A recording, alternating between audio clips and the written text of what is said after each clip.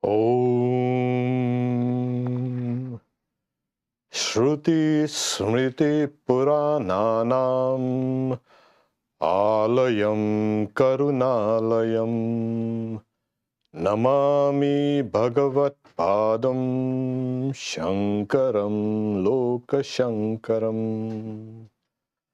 I salute Bhagavat Pad Shankaracharya, who is the repository of the Shrutis, the Smritis, and the Puranas, who is compassionate and the doer of good for the world. Atmabodha, self-knowledge, part 29. And we are on verse 53. Those who are following it on their book can do so.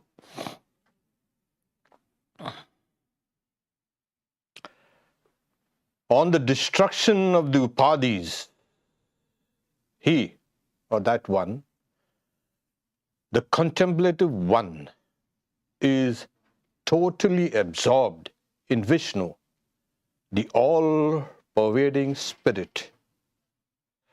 Like water in water, space in space, and light in light. That's a fascinating. We have seen in the last class what the contemplative one is, the Muni.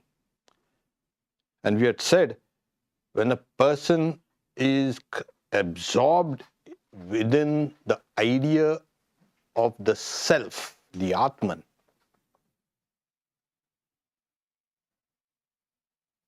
that person becomes silent. The word Muni comes from Manana Shila, one who is completely absorbed in Manana, the thought. To think deeply is Manana. It is also the derivative of the word Mauni, one who is silent. The person is silent not because he has taken a vow. There are people who take a vow, and it's necessary. Throughout the day we talk, and when we keep our mouth shut, those words and those conversations are going on in our head. So it is that mental talk that is exhausting. As the scripture says, Vacho Viglapanam, it is tiring to the speech and tiring to the mind. That mental chatter, that has to be stopped. Otherwise, the person is sitting quiet, oh, he's a contemplative one, but the mind is chattering. That will not do. The mind's chatter also has to be stopped. That is. And when does this happen? When you are deeply absorbed in the thought of the reality. But that is. And we've also seen on the destruction of the upadhis. The upadhis, we've been discussing this, something called a limiting adjuncts for the last maybe a couple of months now. What exactly limits you? Well, a thought comes and limits you. You have the capabilities and somebody comes and says, you are the most useless person. And you start believing that. Now that itself is a limiting adjunct. And the biggest limiting adjunct is all depends on what limits you. For one thing, once you have taken up the study of Vedanta, it is nothing but your own body and mind which limits you. It is essential, it is necessary, it is what you are. Really? Nah, I don't think that's what you really are. Because as you discriminate, as you kind of discern that there is something or that you are different from the body and mind. You always feel, I'm feeling cold, I'm feeling hot, and I'm hungry. There's always, there's a kind of a slight distinction you feel, yeah. This is intuitive. You know that you are distinct from the body and yet you are so one with the body and you just can't get out of this. This is the struggle which all spiritual aspirants undergo. Spiritual disciplines to break that link. So, upadhis, and we have said, oh, there's so and so, that person was unknown. And now that unknown person now has been made, say, a director of a company. And suddenly that person's behavior changes.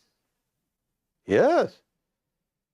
That person who was a no good and unknown, suddenly now he is being made a director, and see how his behavior changes. A person has got nothing with him or her, and then suddenly said, hey, you know, you have been left a fortune by an uncle. Really? You see what happens? All his past behavior, like I am a hopeless, useless, I'm poor, I'm this, I'm that, I've got... And suddenly, his behavior completely changes. These changes, sudden changes, yes, they are all considered limiting adjuncts, upadhis. Okay? Yeah, it's a fascinating play. Like Sri Ramakrishna says, a person wears these boots like the Englishman, and immediately he starts climbing the stairs like an Englishman, 2 steps at a time. Like those British officers, they used to do that. Like the Indian subjects, they'll plod one after another. They're time wasters. They'll time. They've got no energy. They've got nothing. And those guys used to jump up 2 steps at a time. So this guy who wears boots, a person is given a pen and suddenly he keeps on scribbling his name all over the place. So he feels a little power there. So these are all limiting agents, and it's everywhere. What you see, what you hear, what you think, what you experience, what you eat even, it's all kind of limiting you. So this person, on the destruction of these limiting adjuncts, where do they come from? Well, for one thing, they come from ignorance. Ignorance of your real nature. Are we then ignorant? You know. But before we can go into it, nobody should feel riled about it. The knowledge of the Atman is called knowledge, and everything else is called non-knowledge. That is what it is. A better word is ignorance. And we all are struggling to overcome this ignorance, somehow or the other. How? Suppose you say, what is this? I don't know it. You will start struggling to know this, whatever they say. And that struggle to know that particular object or the subject or whatever, subject in the sense of subject of discussion, that person struggles to know, that itself you are trying to push against this non-knowledge. So that's human nature. So at the end of that, this person has pushed that non-knowledge at such a distance, it has crumbled. So on the destruction of the upadhis, the limiting adjuncts, the contemplative one, the sage, or the muni, the silent one, is totally absorbed in Vishnu. Vishnu? What? Yeah. Oh my God.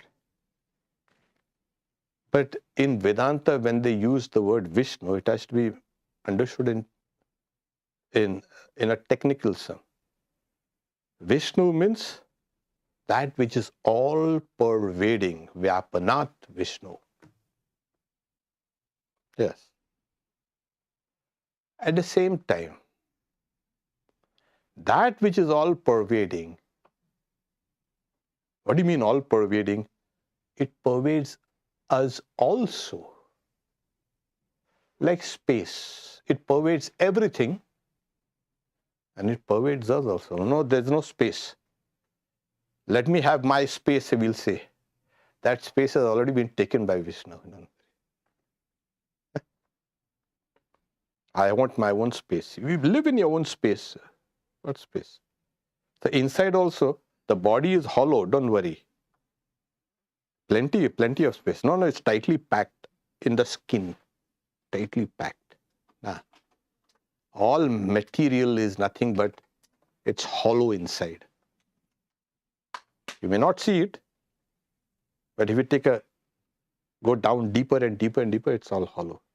And that's a good thing. Nowadays they say that the atom is basically hollow inside. So what is this? It's space inside. So that which is Vyapanat, which is all pervading outside, is also pervading one inside. That is Vishnu. What is that person, that Vishnu, the person? It's an imperson. Now I'm using the term imperson in the sense of the Vedantic term, without a name and form. Otherwise they'll say, no, that person has become so impersonal. His behavior has become so impersonal. I'm not talking in the ordinary psychological context. And that which is personal. The personal and the impersonal. One of the questions Arjuna puts to Krishna, Adi Yagno Katam Kotra Dehesmin Madhusudana. Who is the Adi Yagnya, the one who is the sacrifice? Where and how? Because what sacrifice? We are not doing any sacrifice. Yes, you are doing. In fact, your entire life is a life of sacrifice. You may not know it. Only those religious sacrifices was reflective of your own life. Or your life was supposed to reflect those. It was just a kind of a mirror. When you are living, you're constantly sacrificing. Why should we sacrifice? I am so selfish. Even if you are selfish, you have to sacrifice. You have to sacrifice either this for this. Your time or your money for something else. Your peace of mind for something else. So you got to do it. You're constantly doing, you're sacrificing. Life itself is one big sacrifice. That's why in the Vedas, the entire creation has come from the primeval sacrifice of that cosmic person. And if that cosmic person has sacrificed, begun creation as sacrifice, then that thing has to reflect in the microcosm also, everywhere. You try it. Either you watch a movie on Netflix or you study statistics. What do you want? I'll just study. No, I'll study. I'll watch a movie. There you're gone. You never sacrificed. And then after some time, no, this is bad. Come, let's go. Let's study. Okay. So you raise yourself through sacrifice. Wherever there's life, there has to be sacrifice. Those who have understood this lesson will prosper spiritually and otherwise also. But those who don't, well, they have plenty of time. The world is vast. time is also like unlimited. You can come, go, learn. So we are in the process of learning. It's sacrifice. So the beginning, it is called the Purusha Sukta, the hymn of the Supreme Person, Purusha. It is found in the Rig Veda. So one of the oldest parts of the Vedas. It's amazing. So in this, what we find that everything is based on sacrifice. The mother will sacrifice for the child. The child may not, but then again, we know what that child also has to sacrifice. For growth, you cannot grow without sacrifice. So that is Vishnu. He is the Adi Yajna, the first. He is that first Purusha who started the whole thing in the hymn of creation, as it were, called hymn of creation, Purusha Sutta. It's a very sublime hymn, a very profound hymn also. Sahasra Shirsha Purusha Sahasraksha Sahasrapat. So, with 1,000 heads, 1,000 eyes, everything. So, everything has come from, the universe has come from that sacrifice. So, that is Vishnu. Okay, I think now we can Vyapana, that which pervades. And where? Then in answer to Arjuna's question, where is this first Adi Yajna, the one, that God whom we are searching for? Where is that? Oh, there is no God. Why? Because we don't see him. Is that a logical question? Because you don't see God, there is no God. Sri Ramakrishna says in the daytime there are no stars. So you go around saying there are no stars. And everybody who says that there are stars and those stars actually are galaxies. No, I don't see them. There are no bacteria, I don't see them. There are. You have that instrument and you can see that, all these things. So this, where is that? It's very palpable. God is very palpable. In what? In sacrifice. Those whose lives are sacrifice. That's why Swamiji says, they only live who live for others. The rest are more dead than alive. He also says sacrifice in the past has been the law, and it will be, alas, for ages to come. That is it. You have to. If you want to grow, sacrifice. And what is the sacrifice? That is that God. This is.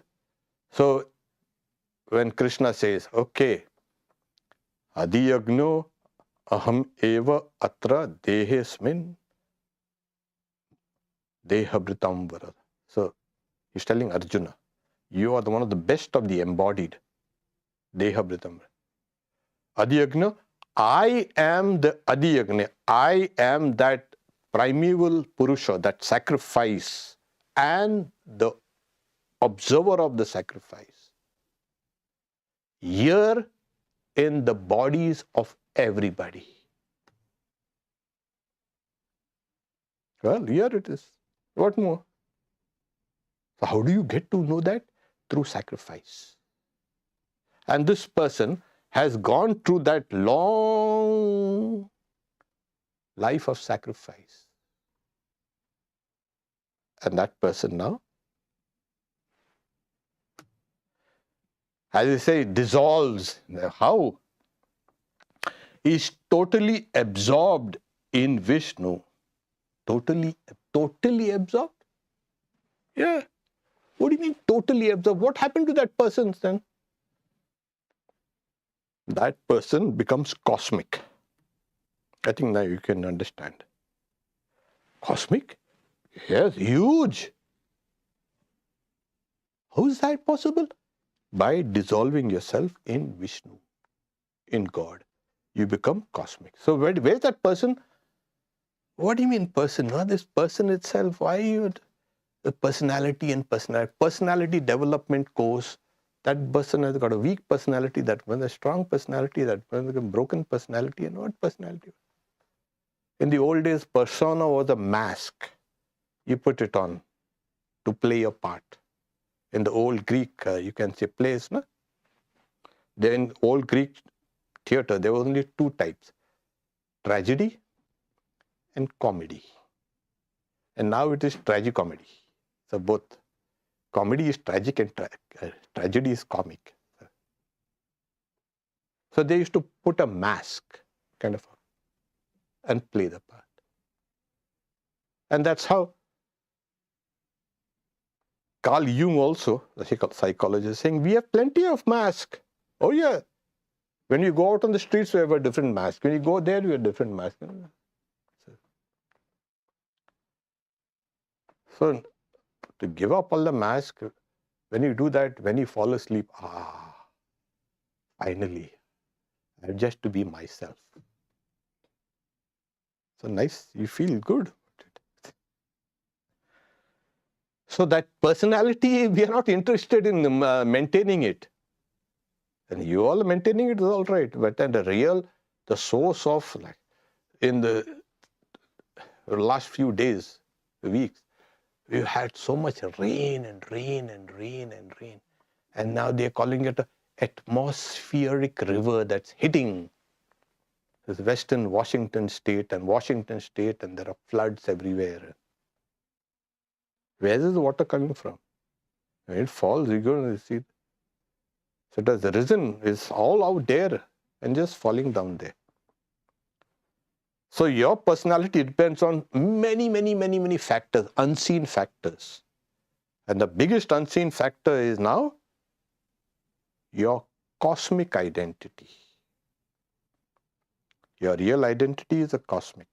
But you have to think, no, I have to, this is me, this is mine, me and mine. All right, take it. So he's giving an example. So he says,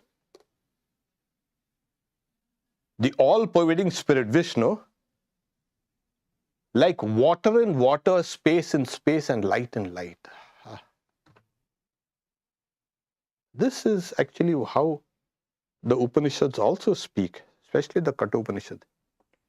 When pure water is poured in pure water, it remains just pure water. So, what is that? Yatodakam shuddhe shuddham masiktam tadrigeva bhavati. Eva munir vijanata atma bhavati gautama. That word in the Upanishad, that word also is muni. When pure water is poured into pure water, it remains pure. So when this Atman is poured in that Supreme Paramatman, the Supreme Self, that person becomes that. Oh, Gautama. Gautama is that little boy Nachiketa. That was his family name. Atma Bhavati Gautama. That person becomes the all-pervading reality.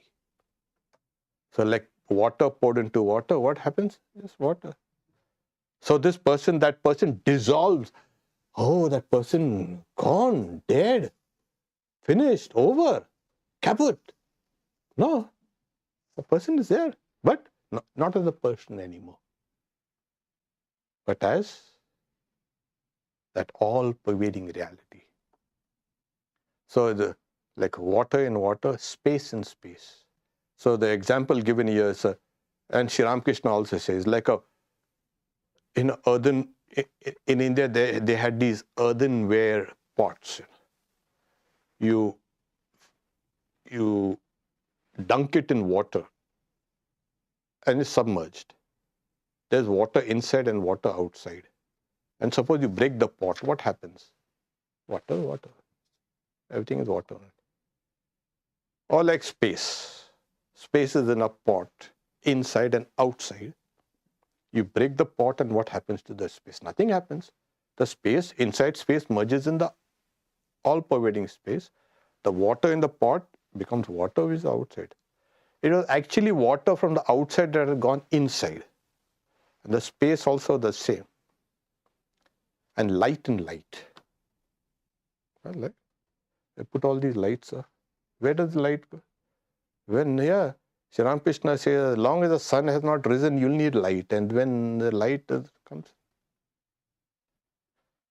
you don't need this. The moon thinks, this is what it is. I am only.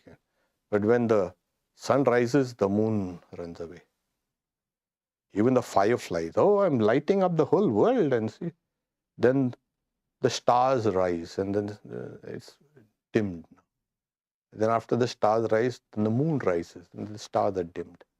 And then when the sun rises, and the moon is dimmed. So it's Sri Ramakrishna's illustrations. So this is what happens. Like water in water, space in space, and light in light. So just for those who are Sanskritist, I like to read the original. Upadhi vilayad vishnor nirvishesham vishen munehe jale jalam vishayad viyad vyomni tejas tejasi va yatha. Like what happens to that person? That person is gone. Now here comes a question. There's a long discussion. Huh? Swami Nikhilananda has given a long note about two types of people. What happens to that person? But we see those people moving around. Now in Vedanta there are two types. They've classified these people into two. One is, it's called the living free, Jivan Mukta. And the other is Videha Mukta, one who is liberated after the fall of the body. Now, they are divided between them. So those who are here, who retain their bodies, but why do they retain? Well, because of that past momentum of your body and mind, called due to karma. It will run for some time and then it will fall off. That is none of your business then. You will be free. Then it will be like space and space and fire and fire, light and light and air, water and water. But what about this? When that person is living, there are some Vedantins, half of them. No. You think the knowledge of Brahman is so weak as to be subject to the laws of karma? Impossible.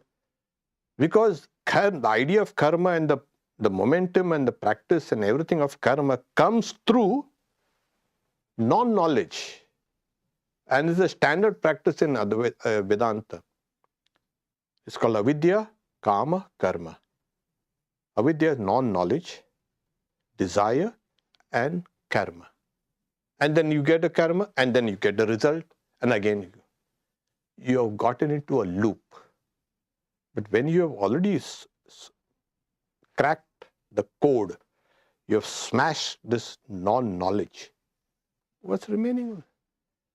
Yeah, Sri Ramakrishna gives the example of a burnt coil of rope. It retains that shape, old shape. But you try to pick it up, it's all ashes. Flies, ashes fly. For a moment you feel, that's the coil of rope. Yeah, but it's burnt. So the body of the one who has attained to this state is like a burnt coil of rope. Just that. It retains a form, but the inner is gone. And how, there's another example that the Upanishads give. Like a bird that flies, it leaves no trace, it leaves no footprints. But when that same bird walks, you can see it leaves a trace, the footprints. So that person flies. Where? That person becomes all. Now here is this. And what about the other guys saying after death? By the time you come here, you have already conquered life. If you want to conquer death, you have to conquer life. Oh, there are two subjects, birth and death. We today's reading after the Vespers also, like Swami Shivananda, there's two things, birth and death. And then there's death and then again rebirth. And again death and rebirth and all that. Over and over it goes. But you put both things together. Birth and death are two sides of the same thing. To conquer death, you have to conquer life. Otherwise, who have conquered death? Mrityunjaya. Shiva is called a conqueror. If you chant that Mrityunjaya mantra, you can conquer death. But first you've got to conquer life. So you conquer life. Those who can conquer life. Well, here we are. Oh, it is raining. Oh, it is pouring. I'm hungry. I'm this, I'm that. I'm angry. Well, you have not even conquered anything about it. Oh, my mind is restless. What do you have conquered? You haven't conquered anything. After all these years? Yeah, nothing. I'm still on the very instinctive level. So instinct, what can you do about it? Go about. We also encourage you. Keep on going. So this person, he or she is not bothered about after death or before death. That person has already conquered. In the Yoga Sutras, Swami Vivekananda comments, at that stage, even before you come to this stage, there is a meditation on a particle of time, kshana. You meditate on a particle of time. On a, as you say, not a second, but it's more like a kind of a kshana will be like half a second, okay. Let's call it nanosecond. I'm not going to call it femtosecond. That will be too much. You meditate on a nanosecond. If you get a knowledge of that, you will know within itself, within that nanosecond, is the entire past and the entire future.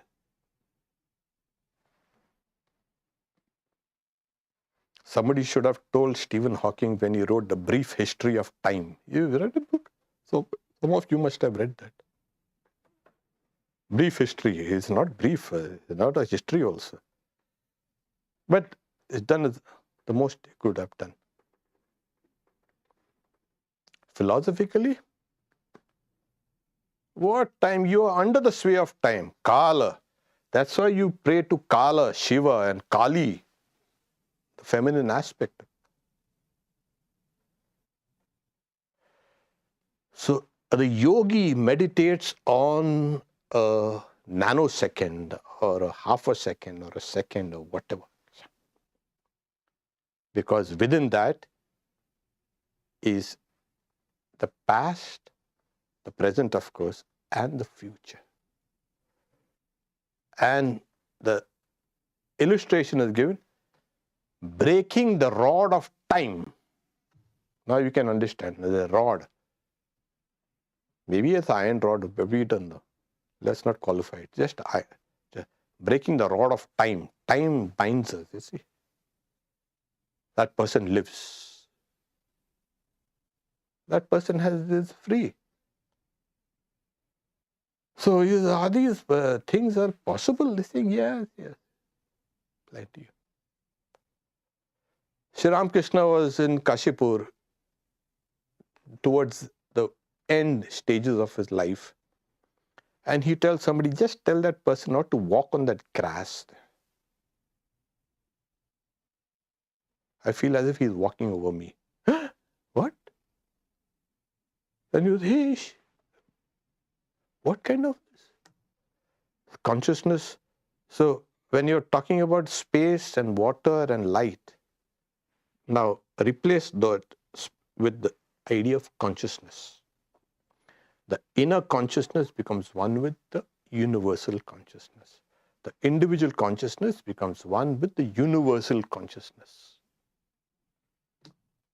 That is what happens. Another time, there were two boatmen quarreling. One boatman, he slaps the other on the back, and Sri Ramakrishna, he feels the pain. Oh! And his attendant, Hridaya, said, who has hit you? So no, those boatmen, they are fighting there, and they had one slapped. What? Oh, uncle, everything about you is so strange.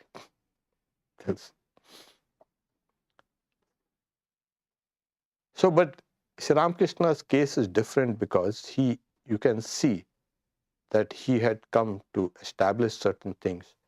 But in this case, you don't feel, somebody is dying in Ukraine, you will not feel that pain, okay? Why? Because at that level of consciousness, it's all bliss. That's why the reality Brahman is called existence, consciousness, bliss. So at that point, it's all bliss. So what will happen to me? Now you're having a little bliss. You had a candy. Beautiful candy. Now imagine that little thing that you had has now become infinite. That infinite joy you cannot experience in the body. You can experience only a little joy in that. Eat a candy. Oh, I had such a nice candy. Bliss, I'm blissed out. You can experience that bliss of the candy through this limited body, because limited bliss and limited body. But the bliss of Brahman, body cannot contain it. It is not possible. So your body has to become cosmic. That is what you become whole. Then you can enjoy it. That's not the idea of I want to enjoy the bliss of Brahman. Have that. But you can't keep on expanding. That's Swamiji say, expansion is life. Contraction is death. Love is life. Hatred is death. So this is everything that contracts you is death. Everything that expands you is life.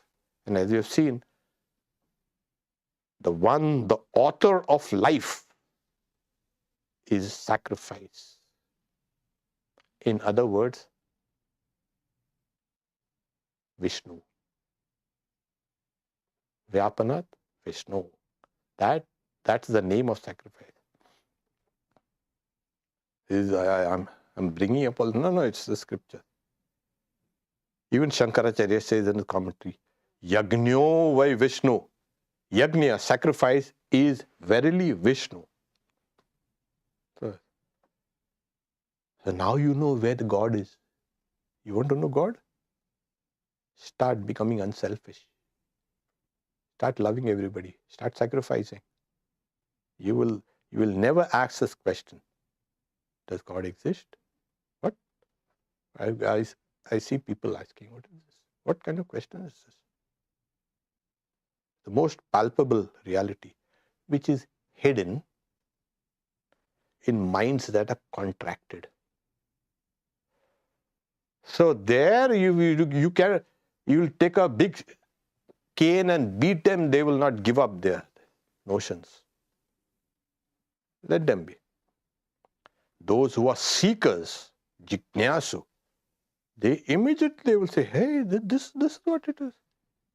This is the real secret of the universe. People want to know, oh, this world is very secret and everything. God is hiding somewhere behind those clouds. Sorry. That is not Vedanta. Yeah, God is hiding behind those clouds of ignorance here within the heart. And that makes all the difference. Okay. And he, like I said, he has given all these long quotations also from the Chandogya Upanishad, from the Mundaka Upanishad, and also from the Svetashpatra Upanishad, that there is delay only so long as the body lasts. That person does not think that he or she is a body anymore. But that person is. But for us observers, say example given like flowing rivers.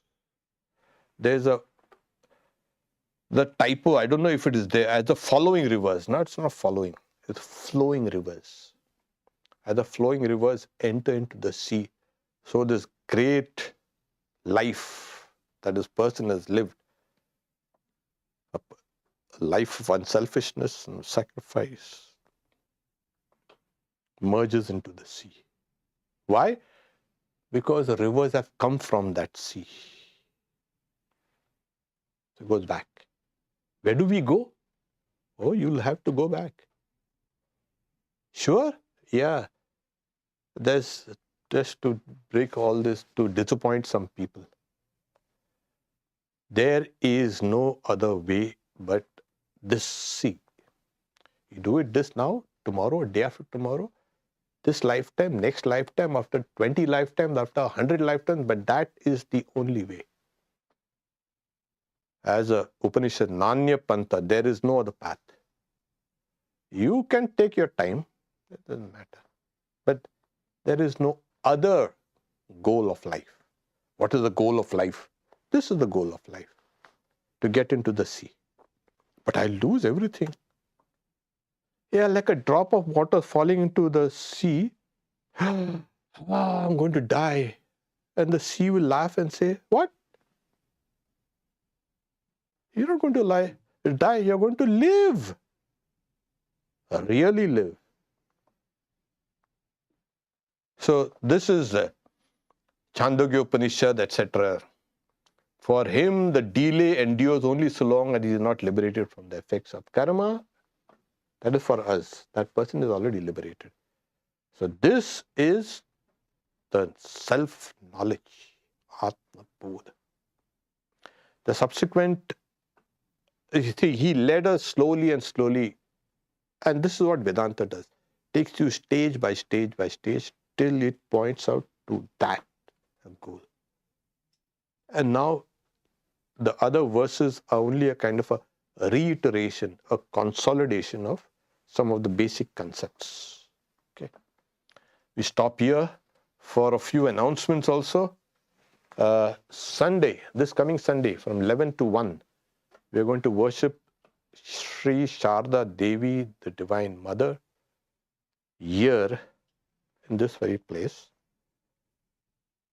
because that's a annual celebration of Holy Mother's puja. So there will be a ritual worship, there will be an explanation of the rituals, there will be bhajans, singing songs, and there will be a talk, and it's a potluck. So come with something, a potluck lunch.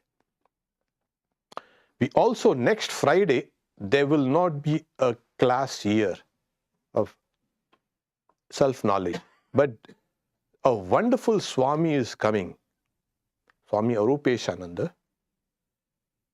So he is a second generation disciple of Holy Mother. So Holy Mother had initiated Swami Asheshananda, who lived for more than 50 years in Portland, first in New York and many places. So this Swami, he was initiated as a young boy. So if you want to see a real good, great Swami, a holy man, please come next Friday.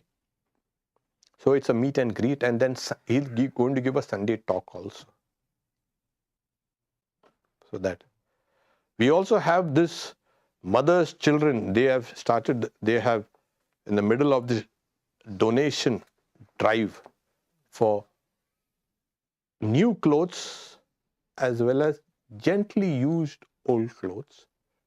This is a Sunday school kids who are doing something for the local homeless. So encourage them.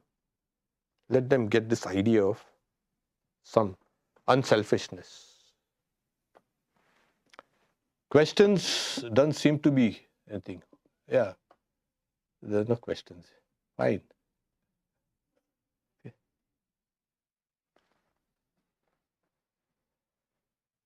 Om Shanti Shanti Shanti Harihi Om Tat Sat Shri Ram Krishna Arpanamastu.